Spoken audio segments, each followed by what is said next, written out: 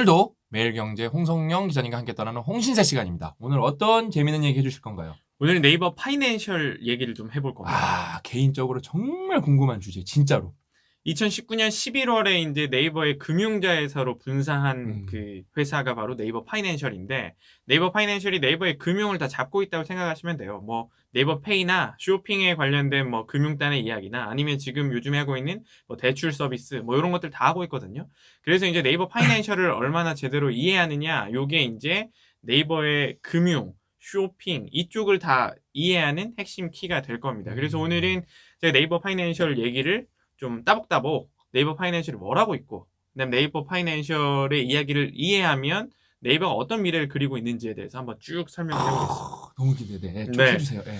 일단 이제 아까 말씀드렸던 것처럼 2019년 11월에 네이버가 이제 네이버 안에 이제 CIC로 있다가 금융자회사로 이제 분사를 해요. 네이버 파이낸셜이 분사하는데, 네이버 파이낸셜 도대체 뭐 하냐 하면 처음부터 끝까지 네이버의 스마트 스토어를 잘 이끌어가기 위해 판매자들을 돕는 것, 이게 이제 네이버 파이낸셜의 이 사명입니다.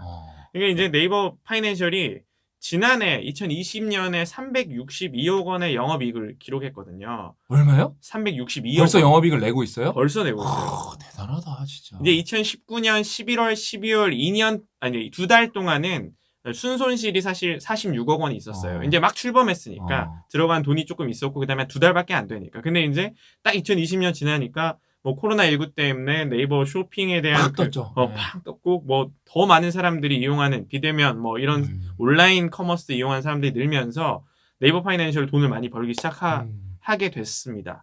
이제 네이버 파이낸셜이 아까 말씀드렸던 것처럼 스마트 스토어를 어떻게 하면 더 잘하게 만들 수 있느냐, 요게 이제 핵심인데, 이 스마트 스토어는 아실 거예요. 올해 3월 기준으로 그 42만 개가 생겼는데, 네이버의 쇼핑몰 플랫폼이죠, 일종의. 그래서 이제 입점 수수료 없고 사람들이 쉽게 내 물건을 팔 수 있게 하는 이 쇼핑몰 솔루션인 겁니다. 근데 이제 여기에 이번에 최근에 네이버 파이낸셜이 어떤 정책을 시행하기 시작하냐면, 판매 대금 정산을 100%를 배송 완료 다음 날에 하겠다는 정책을 내놨어요. 이게 무슨 얘기인지 좀 궁금하실 텐데. 저도 궁금해요, 진짜로. 네네. 이게 이제 네이버가 이제 자사 스마트 스토어 입점한 중소상공인들이 물건을 이제 판매를 딱 하잖아요. 그러면 이제 누가 우리 같은 일반인들이 이 쇼핑몰 어떤 그 스토어 하나에서 물건을 딱 산단 말이에요. 그러면 네이버에 저희의 돈이 네이버에 들어갑니다. 그렇죠. 그렇죠. 근데 네이버에 들어간 돈이 보통의 경우에는 바로 정산이 안 돼요. 보통 이게 내가 10,000원짜리 물건을 사면 네이버가 10,000원을 딱 가지고 있는 건데, 바로 이 스토어 판매 사람들에게, 판매자들에게 10,000원을 야 너네 10,000원 여기서 들어왔네? 야 10,000원 줄게, 이렇게 안 한단 말이에요. 대금이래 줬겠죠. 대금을, 판매 대금을. 이게 이제 판매 대금을 보통은 일반 오픈마켓들은 한 달 정도, 그 다음에 뭐 쿠팡은 최장 45일 판매 대금을 이 판매자에게 정산해주는, 이게 되게 느려요. 근데 이제 전 세계에도 유례가 없이 이 네이버가 배송 완료가 되는 그 시점에 바로 100% 판매 대금을 정산해주기로 한 거예요. 대박이네. 이건 진짜 대단한 거예요. 완전 대단한 거예요. 왜냐면 배송 완료 시점이에요. 여러분, 그 보통은 구매 확정이 돼야 판매 대금을 정산해 줍니다. 왜냐면 보통 저희가 물건을 배송하는 걸 한번 생각해 봐야 돼요. 물건을 딱 삽니다. 그러면 뭐 상품 준비 중 뭐 이렇게 뜬 다음에 배송 완료 딱 뜨면, 아니 배송 중 다 뜨고 제가 배송 완료가 딱 뜨면 제가 보통 물건을 받죠. 그럼 물건을 받은 이 소비자나 구매자가 내 물건 받은 게 하자도 없고, 그 다음에 내가 원하는 이 물건이 맞아 할 때 구매 확정을 눌러야 돼요. 구매 확정을 누르거나 아니면 구매 확정을 누르지 않으면 한 3, 4일 지나면, 뭐 일주일 지나면 구매 확정이 자동으로 이루어집니다. 그러면 이 사람이 반품을 안 한다는 게 확인이 되니까, 그러면 제가 처음에 물건을 살 때 10,000원짜리를 네이버가 가지고 있던 거를 이 사람에게 판매 대금을 정산해 주는 거예요. 보통은 네이버 아니고 뭐 일반 오픈마켓들 다. 근데 이제 이거를 구매 확정 안 했는데 이 사람이 반품을 할지도 모르는데, 그런 모든 그 리스크를 네이버가 다 안고 배송 완료가 되는 그 시점, 너네 집에 물건이 도착했어가 확인만 되면 배송 완료. 그러니까 집배원들이 뭐 아니면 택배 기사님들이 배송 완료했습니다라고 딱 뜨면 바로 오케이 돈 이렇게 바로 준다는 거예요. 이거 눈치채신 분들은 눈치채셨을 텐데, 이게 얼마나 좋은 거냐면은 사실 네이버가 조금 자기네 이익을 포기하는 거예요. 그렇죠. 왜냐면은 그냥 여러분 생각해 보세요. 이 흐름이라는 게 얼마나 무서운 거냐면은 네이버 스마트 스토어는 현금 흐름이 어마어마하게 큰 곳이에요. 예를 들어 이제 계산하기 쉽게 1조라고 할게요. 1조. 1조의 현금 흐름이 계속 있는 거야. 그러니까 뭐 이게 요번 달에 들어오고 요번 달에 나가지만 상시로 고정돼 있는 돈은 1조가 있다고 쳐봐요. 근데 이거를 현금 흐름을 내가 현금 흐름이 있으면 내가 보유하고 있는 순간에는 이자 수익이 발생하거든요. 근데 그냥 다 비약을 좀 섞어갖고 간단하게 계산하기 위해서 만약에 그냥 우리가 그냥 좀 다 간단하게 해서 1%라고 해볼게요. 현금 흐름이 1조가 갖고 있어. 이거는 내가 왔다 갔다 할 거지만 내 통장에 있는 거야. 이게 그냥 고정으로 디폴트로 돼 있다고 쳐봐요. 그럼 1%면 여러분 100억이에요. 1년에 수익이. 그거를 만약에 그러면 내가 그거를 포기를 하겠다. 그러면 기간이 줄어드는 거란 말이에요. 그러면은 여기서 내가 가만히 앉아서 여러분 여기 다 비약이 있어요. 이게 퍼센트도 다 틀린 거고. 그래도 요 기준에서 내가 만약에 내 현금 흐름 보유 시간을 반으로 줄여버리면은 내가 그냥 아무것도 안 하고 시스템 때문에 벌 50억을 이거를 소상공인과 나누겠다는 거예요. 이거는 대단한 결정이에요. 이 방금 비약이 있다고 말씀하셨는데 정확하게 짚으셨어요. 그래요? 요걸 정말 정확하게 짚으셨어요. 보통의 제가 이제 취재를 해봤어요. 보통의 이커머스 하는 데들이 왜 판매 대금 정산을 곧바로 못 해주느냐? 그 돈을 먹기 위해서예요. 아, 뿌듯해. 맞춰갖고. 이게 정말 방금 저희 뭐 깜짝 놀랐어요. 정말 딱 그거예요. 보통 판매 대금 정산을 늦추면 늦출수록 예, 보통은 한 달 정도. 그다음에 최장 한 45일. 예, 법적 기준에 더 늦게 해주면 이제 이 중소상공인의 현금 흐름도 어려워지잖아요. 그러니까 근데 그 기간을 내가 이 돈을 그냥 킵하고 있는 것만으로 이자 수익이 엄청나게 발생해요. 근데 그 이자 수익을 포기할 수가 없는 거고 이게 업계의 룰이에요. 전 세계를 통틀어도 당연하죠. 가만히 있으면 버는 돈인데. 아마존이 얼마 만에 판매 대금 정산해 주느냐? 2주 만에 정산해 줘요. 근데 네이버가 혁신적이네. 배송 완료된 시점에 바로 들어가면 배송 완료 보통 딱 하고 한 3, 4일 걸리잖아요. 배송 완료까지. 뭐 늦어야 3, 4일. 요즘엔 1, 2일이면 집에 들어가니까. 근데 이틀 만에 바로 판매 대금 정산. 오케이. 이러면 진짜 그 수익 다 포기하는 거예요. 조금 더 쉽게 설명 한번 해드릴게요. 이해하기 쉽게. 4월 8일, 이를테면 4월 8일에 배송 완료가 됐다. 그러면, 그러니까 이제 상품 결제 금액 그 전에 10,000원짜리를 우리가 결제를 딱 했어요. 이제 여기서 결제 수수료가 300원, 배송비가 100원, 뭐 이렇게 나온다고 칩시다. 그러면 4월 8일 날 배송 완료가 딱 집에 도착한 그 순간 정산이 돼서 이 판매자는 그 결제 수수료 네이버가 먹는 300원 빼고 9,700원을 바로 정산을 해주는 거예요. 그 다음에 이제 구매 확정을 누르면 사람들이 이제 구매 확정을 누르면 이제 배송비의 100원에 대한 그 뭐 수수료 한 1% 정도 빠지고 뭐 리뷰 적립금액 뭐 이런 거 리뷰 쓰면 좀 더 뭐 적립금을 얻을 수 있단 말이에요. 소비자들이. 그런 거 조금 더 일반 정산한 다음에 그 정산까지 싹 이루어지는 거죠. 그러니까 엄청나게 혁신적인 서비스인 거죠. 이게 이제 네이버가 작년에 일단 베타 테스트로 한번 해봤어요. 작년 말에 11월에 처음에는 이제 판매 대금의 90%까지 좀 해줘보고 그 다음에 구매 확정이 누르면 10%를 좀 더 해보자 이렇게 했는데 이게 좀 괜찮은 거예요. 이제 우리가 좀 중소상공인들이 이걸 해주니까 돈 빨리 들어오니까 반응이 좋지. 반응이 너무 좋은 거예요. 이게 이제 보통은 이 정산이 늘어지면 이 판매자 입장에서는 재고 확보가 조금 어렵고 그 다음에 이제 제품 개발에 어려움을 겪는데요. 그 이제 새로운 제품도 개발해야 되고 아니면 이제 재고를 내가 이제 물건이 어느 정도 팔린 다음에는 돈이 들어와야 그 돈으로 또다시 내 물건을 조금 더 확보해 놓는데 이것들이 과정이 이 어려움을 겪었던 거죠. 판매 대금이 안 들어오면. 근데 이제 이게 해결되니까 난리가 난 거죠. 그래서 이제 작년에 이미 막 뭐 모든 사람들이 작년 말부터 하는데 이거 빨리 더 해주면 안 되냐, 더 해주면 안 되냐 하니까 네이버 파이낸셜이 과감하게 네이버가 이거는 네이버 딴의 고민의 결과물인 거죠. 야 중소상공인이랑 좀 나누자. 그냥 우리 그 아까 말씀하셨죠 몇백억 먹지 말자. 그냥 또 다 나누고 빨리 정산해주자. 그렇게 된 거고 이건 누굴 겨냥하느냐? 진짜 쿠팡이에요. 쿠팡. 네이버가 쇼핑에서 쿠팡이랑 경쟁을 하고 있는데 쿠팡이 이커머스 중에는 제일 느린 편이라고 이제 불만이 많아요. 근데 이 쿠팡은 왜 그러냐면 직매입을 하잖아요. 쿠팡은 물건들을 자기들이 다 사놓는단 말이에요. 사놓은 다음에 물건을 주문을 하면 자기네 거에서 보낸 다음에 반품까지 하는 거 반품해서 오면 다 자기네 또 이 센터로 다 들여와야 된단 말이에요. 그리고 쿠팡은 이 직매입하는 그 매입 채무가 이미 1조 1,958억 원. 이 매입 채무도 엄청나게 많아요. 그러니까 현금 흐름을 그렇게 먹어야 되는 거예요. 이자 수익을. 이 음. 매입 채무가 이미 많기 때문에 매입 채무를 감당하면서 현금 흐름을 무리하게 이 판매 대금 정산을 빨리 해줬을 때 이 현금 흐름에 문제가 발생합니다. 그러니까 이제 쿠팡을 정조준해서 네이버가 이 판매 대금 정산을 빨리 하면 쿠팡 쉽게 이제 뭐 판매자들이 네이버, 야 네이버로 가야겠네. 그럼요. 이런 분위기가 막 형성돼 버리는 그럼요. 거죠. 근데 이제 이게 네이버 파이낸셜이 이런 것처럼 스마트 스토어를 어떻게 하면 더 도와줄 수 있을까라는 것에만 고민을 합니다. 대표적인 게 대출이에요. 네이버 파이낸셜이 이제 대출 분야에도 진출했는데 작년 12월부터 미래에셋 캐피탈을 통해서 네이버 스마트 스토어에 입점한 소상공인 대상으로 이름이 뭐냐면 스마트 스토어 사업자 대출이라는 걸 만들었어요. 연 이자율이 이제 3.2에서 뭐 9.9%까지 책정되고 있는데 보통은 지금 이제 네이버 파이낸셜 현재 대출 평균 금리가 5.5%예요. 그러니까 네이버 파이낸셜이 이제 요즘 업계에서 하고 있는 게 5.5 정도인데 우리는 뭐 낮게는 3.2 뭐 이렇게 그리고 9.9까지 이렇게 책정을 해놓고 있거든요. 근데 왜냐면 이게 기존에 이 중소상공인들한테 대출이 잘 안 나왔어요. 왜 대출이 안 나왔냐? 대출을 하려면 보통은 오프라인 매장이 있어야 돼요.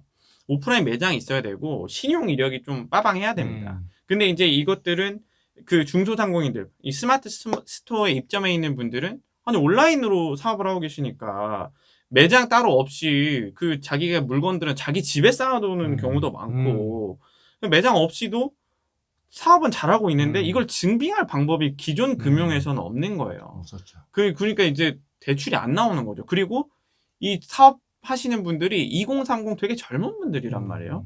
그러니까 그 이력이 부족하니까 기존 금융의 눈으로는 의심스러운 거예요. 내가 대출 돈 빌려줘도 얘네 갚을 수 있냐? 이런 고민이 되는데 이 스마트 스토어에 데이터가 쌓인 네이버 입장에서 보면 딱 봤는데 얘네가 아니 반품률도 낮고 그 다음에 매달 얼마씩을 벌고 있고 그 다음에 이 여기서 만들어진 데이터들 이 남녀 구분 없이 막 많이 이 물건들을 사는 사람들이 되게 많고 이런 이제 비금융 데이터들이 네이버가 모이니까 요거를 기초로 해서 대출을 해주는 거예요.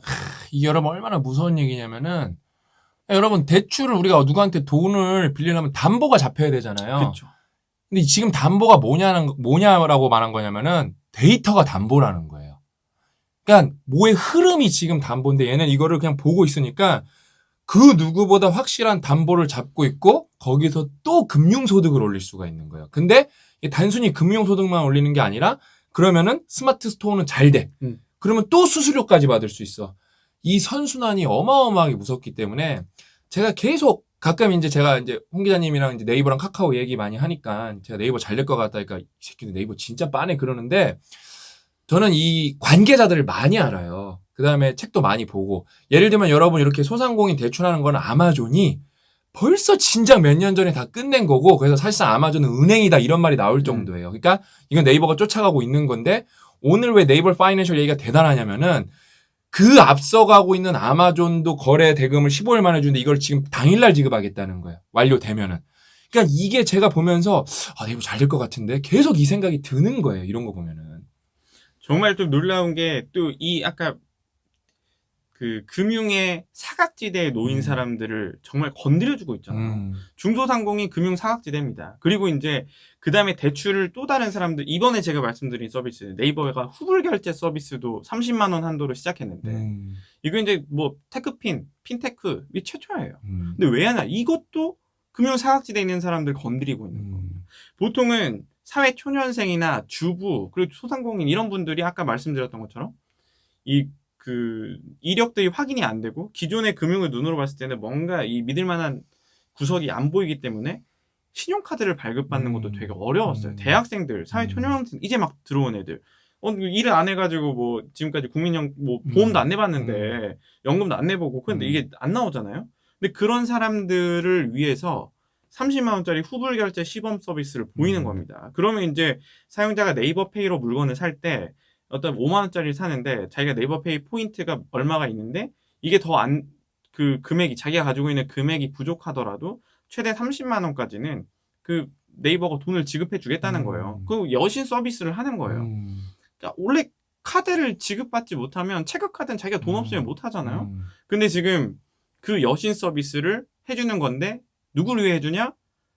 주부, 사회초년생, 대학생 뭐 이런 사람들 위해서 그러니까 해주는 거예요. 직장이나 이런 근거가 없어갖고 신용카드를 못 만드는 친구들. 이게 이제 네이버페이 거래액이 그러면 더 확대되는 거예요. 그럼요. 그럼 네이버페이 거래액이 지난해 기준으로도 이미 25조 8천억 원을 기록했어요. 무서워. 이 무서워. 카드업계랑 비교를 해보면 네. 딱 느낌이 와요. 신한카드의 지난 4분기 신용 판매 금액이 거의 뭐 그 정도인데 분기별 거래 그 25조 정도가 이게 신한카드 같은 데들이랑 맞먹기 시작하는 네. 거예요. 그냥 뭐 업계 1위랑. 업계 1위랑 한 분기 뭐 이 정도 차이지만 분기별 거래액이 계속해서 막 늘어요. 이 네이버페이가 1분기에 작년 기준으로 5조 2천억, 2분기에 6조, 3분기에 6조 8천억, 4분기에 7조 8조 8천. 뭐 이게 계속 막 이렇게 늘어가고 있는 거니까 이 속도가 너무 빠르거든요. 근데 네이버 파이낸셜이 이렇게 소비자들을 위해서 그 스마트 스토어 판매자들, 금융 사각지에 있는 사람들, 이런 사람들을 위해서 에너지를 쏟는다? 그러면 이제 네이버 쇼핑 다 먹고 네이버 페이 확대되고 근데이버가 가지고 있는 이 금융의 이 판이 엄청나게 커질 수밖에 없는 거예요. 근데 네이버는 조금 카카오랑은 다릅니다. 카카오는 본인들이 직접 사업에 뛰어들어요.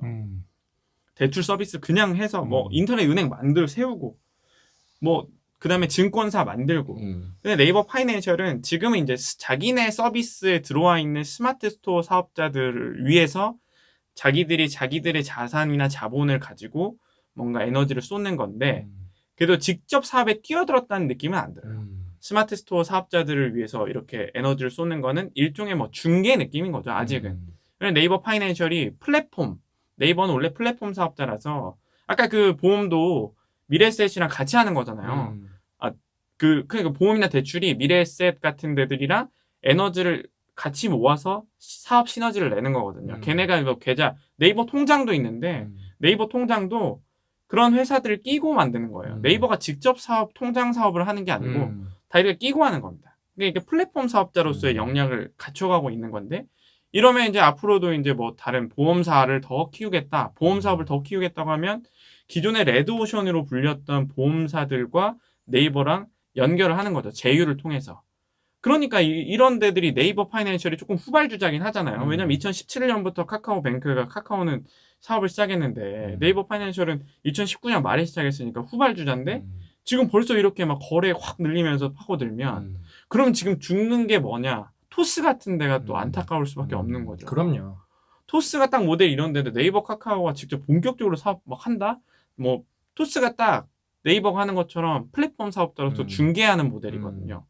근데 뭐 토스는 두 개 섞여 있죠. 토스 증권에서는 직접 사업도 하니까. 근데 요렇게 잘하고 있던 테크핀들이 있는데 네이버가 막 이 플랫폼 기반으로 네이버에 막 3천만 명의 MAU 보유한 그 네이버 앱에서 뭐든지 할 수 있는 그런 앱 기반으로 뭔가 금융 사업을 시작한다. 스마트 스토어 사업자만 42만인데 42만을 위한 42만이 모두 그 금융의 혜택을 받는 잠재 고객이 될 수 있는데 사업 막 뛰어든다. 그럼 네이버 파이낸셜의 이 파워는 좀 무궁무진해지는 거. 그러니까 저는 계속 제가 말씀드리는 게 뭐냐면은 왜 네이버랑 카카오가 무섭냐면은 얘들은 이미 흑자 회사예요. 어마어마한 흑자 회사인데 흑자만 해도 돈을 빌려서 하는 게 아니고 투자 받아서 하는 게 뭐 투자도 받지만 이미 자기 돈으로도 뭘 할 수 있는 게 너무 많아요. 근데 이 플랫폼까지 있어. 심지어 플랫폼만 있고 흑자 아니어도 잘 된다고 그러거든요. 얘네는 두 축을 다 갖고 있어요. 자본도 갖고 있고 플랫폼도 갖고 있기 때문에 뭘 해도 리스크가 너무 낮아요. 거기다가 얘네는 기술, 그러니까 테크를 갖고 있는 회사이기 때문에 항상 뭔가를 효율화할 수가 있어요. 어마어마한 영업이익이 날 수 있는 거예요, 여기서는요. 그래서 오늘 이제 홍성영 기자님이랑 네이버 파이낸스에 대해서 얘기 들어봤는데 사실 이거 말고도 네이버가 하는 게 또 더 많아요, 생각보다. 오늘은 이제 스마트 스토어 중심으로 얘네들이 뭘 하고 있는지 한번 얘기를 나눠봤고 다음에 또 추가적으로 네이버 파이낸스에서 하고 있는 것도 얘기 더 나눠보면 좋을 것 같고 또 이제 우리가 다음에는 또 네이버 파이낸스 얘기했으니까 카카오 관련해서 얘기해보면 좋을 것 같잖아요. 그래서 뭐 기회가 된다면 홍 기자님이 또 카카오에서 뭘 하고 있는지 대표적으로 이제 앞으로 이제 다가올 태풍이 카카오뱅크의 IPO인데 이게 지금 뭐 어떻게 될지 지금 막 뭐 기존의 은행을 뭐 다 뛰어넘는 시가총액이 나올 것 같은데 아무튼 그거에 대해서도 한번 얘기를 나눠보면 좋을 것 같습니다. 오늘 홍 기자님이랑 아주 정말 저는 즐겁게 공부했고, 그러니까 아무튼 네이버는 언제나 무섭다. 이게 항상 결론인 것 같아요. 다음 시간에는 뭐 기회가 된다면 뭐 카카오 얘기를 할 수도 있고, 뭐 또 준비해 주시는 재밌는 얘기로 우리 구독자 여러분들과 함께 공부하는 시간을 가져보도록 하겠습니다. 오늘 이야기는 여기까지고 다음 시간에 더 알찬 내용으로 찾아뵙도록 하겠습니다. 또 만나요.